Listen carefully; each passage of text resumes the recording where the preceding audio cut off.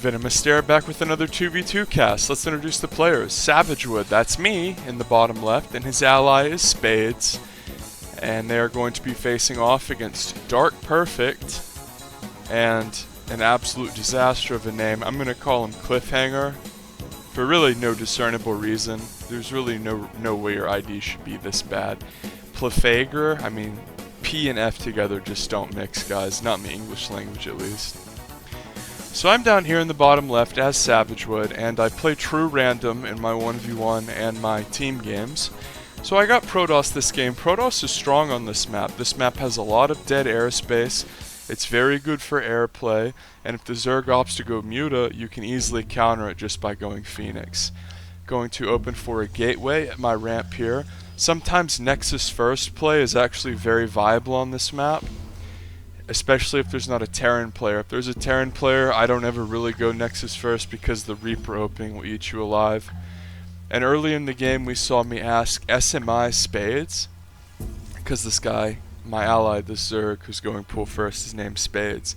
If you don't know who SMI Spades is, he's one of the most reprehensible, disgusting people in the entire StarCraft 2 scene. He is a known hacker.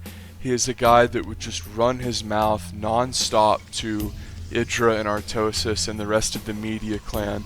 The SMI clan was rivals with the Media clan. And you might be asking, well, Wiley, you like Combat X and you've advocated for Combat X being good for the scene because he's an interesting villain in the past. So how are you going to vilify Spades for running his mouth? You know, it's one thing to run your mouth. You know, that doesn't actually bother me really at all, but what bothers me is being a legitimate hacker and running your mouth. Not a stream sniper or a stream cheater, but a guy who legit used map hack and was...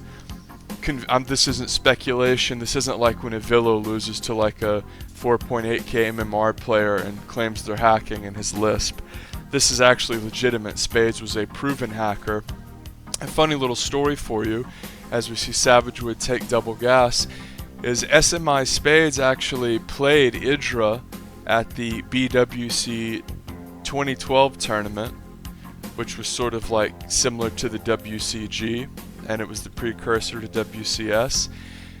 And because Spades was a hacker, Idra completely styled on him. And if you don't know, hackers don't have the ability to play on LAN because you can sit home at your computer and use your map hack and steal wins and talk shit when you can see the whole map. But whenever you're at a LAN, you're at an MLG or a DreamHack or an IPL, people are behind you. You know what I mean? Like there are people milling around the event and they can see what you're doing on your screen. They're standing right behind you in real life. So as rudimentary as this might seem to some people, you can't hack on LAN because people are watching. Are you watching? As Don the Greco would say. And yeah, people were. So because Spades wasn't able to use his hacks, he was just completely laughed out of the game by Idra, who after incurring an insurmountable advantage with his superior macro, made 12 nydus'd networks back when they were like 200, and then popped up all the nydus'd networks in Spades' base at the end to style on him and really make a fool of him.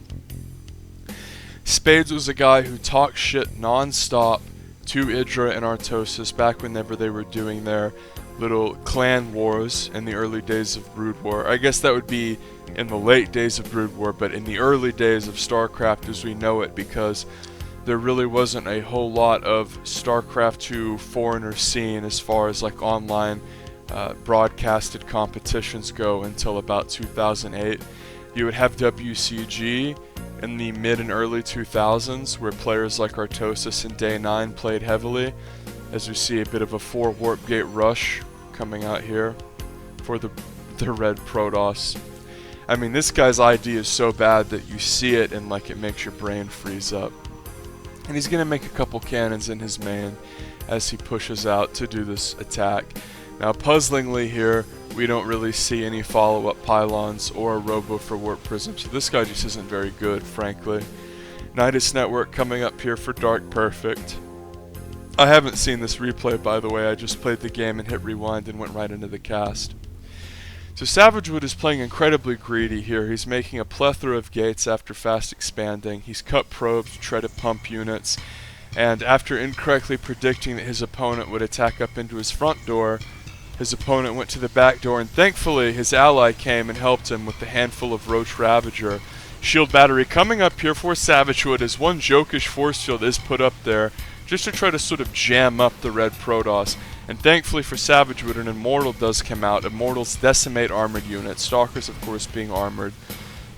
And with the help of his blue ally, Spades, who is not SMI Spades, SMI of course being the aforementioned Spades' clan, Savagewood will clean it up. So to wrap up the SMI Spades story, as we see a Nydus coming down at the third base, Idra had this famous quote in an interview after he embarrassed and styled on Spades, where he said, you know, it turns out the game is a lot harder when you can't see the whole map.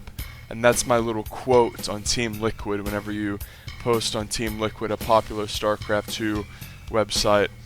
You know, on many forums you can have like a little quote at the bottom of all your posts, your little, I think they call it like a signature or something. That's my little signature. It turns out the game is a lot harder when you can't see the whole map. Spades regarding his matches against Idra.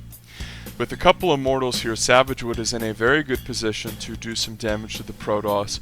Whenever your opponent does these sort of cutthroat one base aggressive builds where they skip the robo, making a few Immortals can really swing the game in the other way. Immortals, of course, are incredibly powerful. But a Nydus is going to go up in the main base of Spades, who is floating the amount of money it would take to hold this attack. Of course, he's missing a queen at his natural. We see a little bit of sloppy macro here from a couple of the players. But Savagewood, he considers going up into the Protoss base, knowing that, okay, I have a couple of Mortals, I can really screw this guy up. But then he says to himself, well shit, if the Zerg is across the map pushing my ally, then I can really force things in the Zerg base. So he's going to run up on the ramp and continue to keep vision of the ramp because he wants this red army to come over and he wants to force field the ramp. So Savagewood kills several overlords, potentially supply blocking the red Zerg Dark Perfect. However, he's not supply blocked, and Savagewood's intelligently going to split his sentries off at the ramp so he can keep force fielding off the ramp. Notice his ally does have a Spire on the way, so he will be able to clean up this little Roach attack. And after sniping one base, Savagewood will swing northbound, kill the Nydus, which is incredibly intelligent because now the red Zerg cannot reinforce, and he's going to start to focus fire the hatchery. This is big. Double force field on the ramp as finally the force field on the main ramp dissipated, and the red Protoss cannot help his ally. Both bases go down for the Zerg. So now we see the tertiary and fourth bases are the only alive bases for the Zerg. He's going to try to mine from those, even though he has to retake these so his tech doesn't die. And perplexingly, Savagewood's ally, who is floating 2k minerals without a clue in the world, is going to say, you want to help? A little help here. It's like, hello? What do you think I was doing? As the red Zerg Dark Perfect is badly crippled here. So the Nydus play is going to be held, and it is worth noting that because the Nydus network died, you can't make another Nydus worm. And Savagewood is trying to establish a shield battery, and he will wheel his army over here as he was bringing it southbound to try to help his ally. And the red Protoss says to himself, oh, this looks pretty good.